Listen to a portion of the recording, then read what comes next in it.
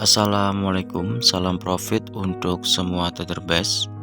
Pergerakan market hari kemarin kurang menarik karena tidak ada peluang yang diberikan market untuk kita. Terlebih untuk pair yang biasa saya gunakan, yaitu di pair mayor, di EJ, crude oil, dan gold. Kemarin saya menandai 3 pair yang base-nya berdekatan dengan harga. Yang pertama pair GBP USD, di time frame 4 ini terdapat base sell. Saya menunggu di sini, tapi sayangnya sampai malam pun dia satu di sini belum membuat setup. Lalu ada pair Euro USD. Euro USD pun sama, saya menandai base sell di sini. Sayangnya juga market belum merespon base sell tersebut karena kita lihat di time frame 1 di sini market juga belum membuat setup.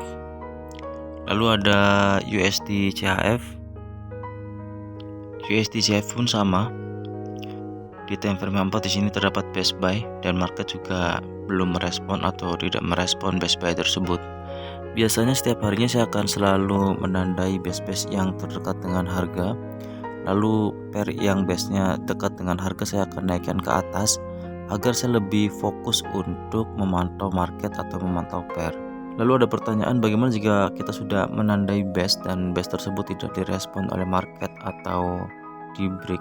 Artinya kita sia-sia saja untuk menganalisa market. Sebenarnya untuk mindset trader base, kita hanya menunggu harga datang. Ini seperti kita penjual yang menunggu pelanggan datang ke toko kita. Jika pelanggan datang artinya harga datang ke base. Lalu jika pelanggan menawar artinya market membuat setup. Sedangkan untung dan profit itu tergantung dari rezeki kita. Jika memang pelanggan deal dengan harga yang kita tentukan, maka artinya kita profit, sama seperti halnya kita trading. Tapi jika pelanggan tidak deal atau kita jual murah atau jual rugi, artinya kita tidak profit dengan perdagangan yang kita lakukan. Mindset yang saya gunakan adalah mindset pedagang, jadi ini sangat mudah untuk diaplikasikan seperti pedagang biasa. Saat harga datang ke base artinya ada pelanggan yang datang ke toko kita. Hanya itu setiap harinya. Setiap kali saya menandai base di time frame 4 di pagi hari, saya menganalogikan seperti saya membuka toko di pagi hari. Selalu seperti itu setiap harinya. Oke, berikutnya saya akan mengulas analisa yang dibagikan oleh teman-teman. Hanya ada 2 teman yang kemarin sharing analisa dan entry-nya. Oke, langsung saja. Yang pertama dari Abang Anas Ramadan. Hadir Bang, thank you Bang Anas sudah selalu hadir dan nggak pernah absen untuk memberikan sharing entry dan analisanya.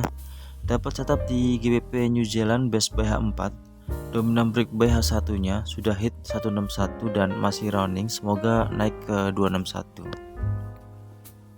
Oke, kita akan analisa pair GBP New Zealand atau pound sterling New Zealand di time frame 4. Karena Abang menggunakan base buy di time frame 4, artinya Abang menggunakan base yang ini. Sebagai trader base, jika kita melihat banyaknya zona SND, karena base merupakan basic dari SND, maka ini akan dimudahkan dengan menggunakan teknik base. Karena kita hanya fokus melihat base dalam pola engulfing, artinya kita hanya akan menandai body base ini, sehingga semua zona ini tidak perlu ditandai satu persatu. Ini akan lebih mudah kita untuk melihat market atau menganalisa market. Ini adalah base buy yang Abang gunakan.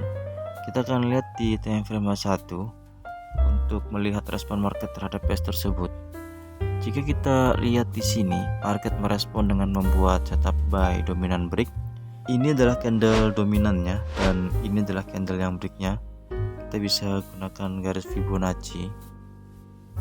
Level Fibo 0 di harga terakhir dalam trend atau di shadow, dan level Fibo 100 di body candle bull yang break candle dominan. Kita bisa lihat di sini market merespon setup buy dominan break tersebut karena harga naik sampai ke level Fibo 261. Karena waktu Abang sharing entry itu harga masih berada di kisaran level Fibo 161, tapi untuk saat ini harga sudah sampai ke level Fibo 261. Artinya Abang sudah take profit di level Fibo 261 sesuai dengan target Abang. Sangat cantik sekali untuk pergerakan harganya. Harga bergerak tanpa adanya drama. Sempat terhenti di level Fibo 161 membuat koreksi, tapi di sini tidak membuat setup pembalikan. Tidak terdapat setup CB1 sell atau dominan sell, sehingga harga melanjutkan lagi kenaikannya sampai ke level Fibo 261. Masih berpotensi market akan sampai ke level Fibo 423 selama tidak terdapat setup pembalikan. Karena jika kita lihat di sini di level Fibo 423 juga di sini bertepatan dengan base sell di time frame 4. Jika memang market akan pergi ke level Fibo 423 tersebut, maka ini berdepatan dengan base sell di time frame 4 juga. Konsep base adalah market bergerak dari base ke base, maka berpotensi market akan pergi ke sana. Kita akan lihat pergerakan besok, karena selama tidak terdapat setup pembalikan di time frame 1, maka market masih berpotensi untuk naik sampai ke level Fibo 423. Thank you abang sudah sharing entry-nya. Oke, kita lanjutkan lagi berikutnya dari Mas Jun FX. Thank you Mas Jun sudah selalu sharing entry dan analisanya dan gak pernah absen. Hari ini saya lagi sell di gold BSH1 yang baru aja terbentuk dan konfirmasinya setup CB1 sell di M15. Oke, kita akan analisa market gold di time frame 1 karena abang menggunakan base sell di time frame 1. Artinya abang menggunakan base sell yang ini. Ini adalah base-nya. Kita bisa menggunakan base di time frame 1 untuk market gold dan market crude oil. Kita bisa lihat di sini di time frame M15 kita akan lihat apakah market merespon base sell tersebut. Jika kita lihat di sini market merespon base sell tersebut dengan membuat setup sell CB1 break. Ini adalah candle CB1-nya dan ini adalah candle yang break-nya. Kita bisa tarik garis Fibonacci. Apa yang akan terjadi di sini kita akan lihat. Jika kita lihat di sini market merespon base sell di time frame 1 tersebut dengan membuat setup sell CB1 break. Dan market merespon harga turun sampai ke level Fibo 161 karena setup dikatakan valid jika harga bergerak minimal sampai ke level Fibo 161. Di sini ada dua potensi yang abang alami jika abang entry di sini.